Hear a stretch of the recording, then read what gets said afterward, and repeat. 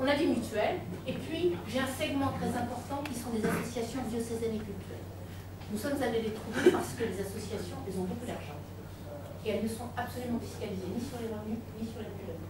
J'en veux pour preuve que je suis allée voir une association la semaine dernière, il y a 15 jours, une très belle association, et je lui ai demandé quelle était sa trésorerie disponible. Je ne parle pas du portefeuille avec les actions et les obligations qui n'est pas disponible. Je ne parle pas non plus d'immobilier qu'il possédait en haut de portefeuille. Je parle juste de la trésorerie, ce que vous avez dans votre portefeuille.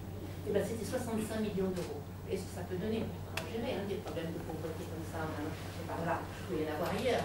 Mais bon, ce sont mes porteurs de part, ils sont protégés par le 206.5 du Code général des impôts. Ça signifie qu'ils n'ont pas du tout d'impôts à payer quand ils entrent dans un fonds comme celui-là.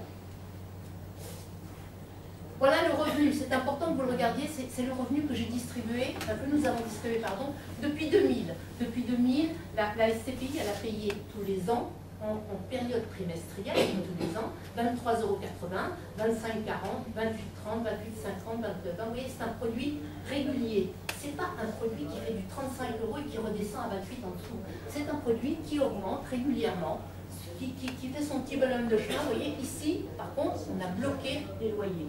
On a bloqué le loyer parce qu'on est en période de crise. Et qu'on encaisse 34 €, mais je mets 1 € dans la tirelire de feu. Parce que je ne veux pas me retrouver avec un loyer qui tombe ici à 32. J'ai face à moi des jeunes ou des moins jeunes qui ont fait du crédit, qui ont besoin de ce fonds pour pouvoir payer les remboursements de crédit. J'ai en face de moi des personnes qui veulent avoir une retraite complémentaire, un peu mieux armée, partir à la retraite un peu mieux armée que je le suis aujourd'hui, et que dans ce contexte se disent, ben moi j'aimerais bien avoir un petit peu plus d'argent, et préparent leur retraite comme cela. Alors, moi, j'ai regardé ma retraite et je me suis aperçue quand même que j'allais partir avec 62% de mon salaire. Alors, on a beau me dire, beaucoup de gens disent, mais quand tu partiras à la retraite, tu auras moins de besoins.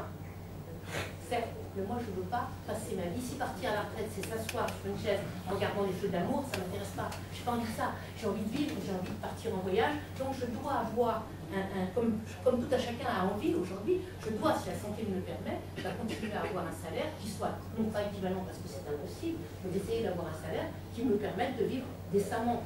62% du salaire, c'est bien. Mais ce n'est pas ce avec quoi partaient nos anciens. Il ne serait simplement que 10 ans, ils partaient avec 90, 92. Et puis la jeune femme qui est juste en face de moi, que je regarde parce qu'elle est dans mon axe de vue, si elle part avec 40, elle va avoir beaucoup de chance quand même. Hein.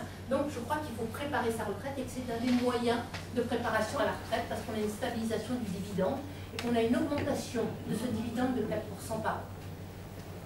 Voilà la valeur de part. Je vous ai parlé du dividende et je ne vous ai pas parlé de la valeur de part. Parce que pour moi, c'est la cerise sur le gâteau. Mais si je raisonne, je suis entrée en 2000 dans ce fonds et j'en sors aujourd'hui, j'ai gagné tous les ans 13,63%. Revenu plus revalorisation. Ça ne signifie pas que ça durera, je n'en sais strictement rien. Mais c'est ce qu'on disait il y a 5 ans, et c'est ce qu'on disait il y a 8 ans. Est-ce que ça durera? Les performances passées ne préjugent absolument pas des performances futures. Néanmoins, pour l'instant, ça va bien, c'est régulier, j'ai de bons résultats, on a acheté de beaux immeubles récemment, et on n'a pas de souci du tout. On va faire un loyer tout à fait correct, et même en ligne avec nos objectifs cette année. On a des souscriptions en constante augmentation, une liquidité moyenne à 1 mois. Bon.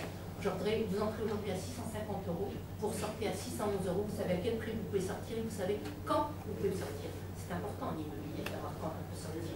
Autrefois, les SCPI avaient des difficultés parce que l'autorité des marchés financiers n'avait pas réglementé ce fonds. Aujourd'hui, ils sont réglementés. On a une rotation des capitaux d'environ 10%. Attention, la liquidité n'est pas garantie. Mais on a une liquidité qui permet aux clients de sortir parce que nous avons toujours des nouveaux entrants.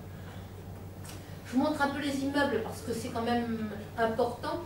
On a acheté en 2010 Brochant, donc Brochant on l'a acheté, c'est l'immeuble qui s'appelle Brochant. Il est avenue de Clichy dans le 17e arrondissement. Il est avec La Poste et Reuters comme locataire.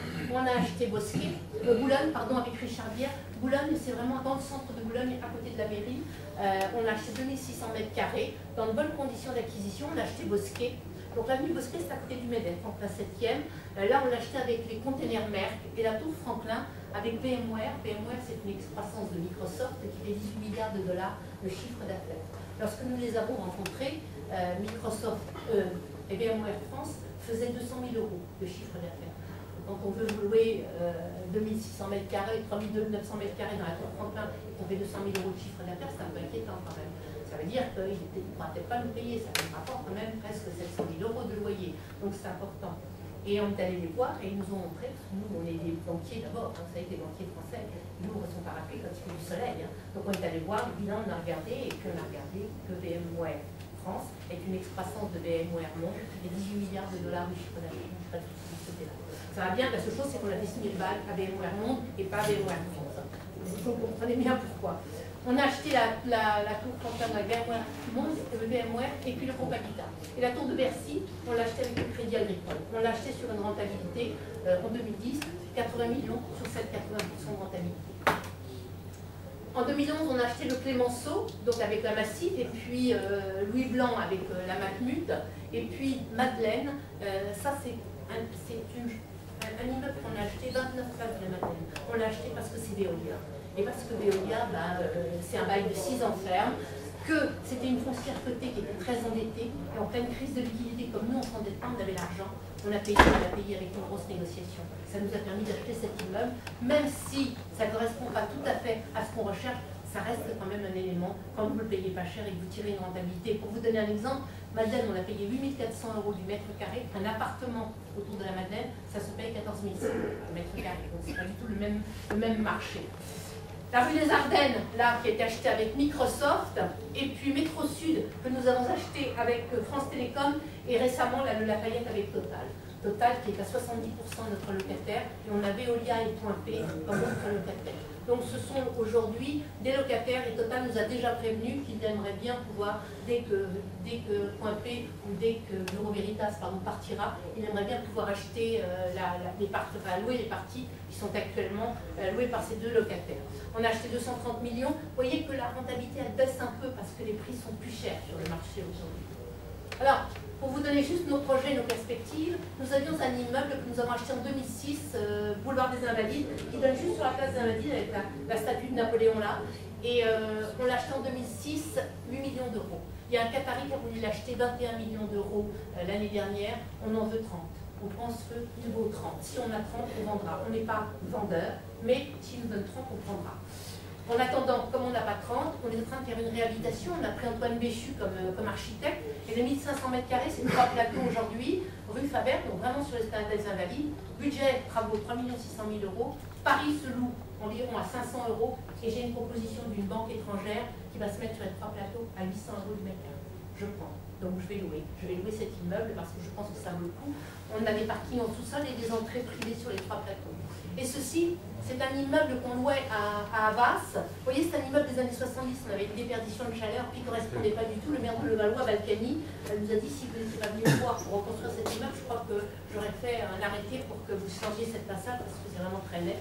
Donc on l'a refait complètement. Et là, on a un locataire qui va arriver, qui est du monde aussi du loisir, qui va prendre, je ne peux pas vous dire encore qui c'est parce que c'est pas signé, donc je croise les doigts, à 400 € du mètre carré sur le Valois.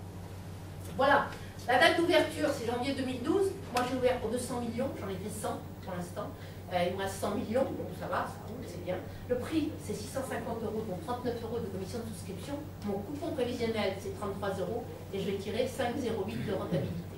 Reste deux choses à vous dire, la deuxième partie de l'année, il y a deux produits auxquels je crois beaucoup, le contrat d'assurance vie, parce que je pense que la législation fiscale va changer et que le contrat d'assurance vie protège énormément contre la fiscalité française actuelle. Le deuxième produit auquel je crois, c'est le démembrement temporaire du droit de propriété.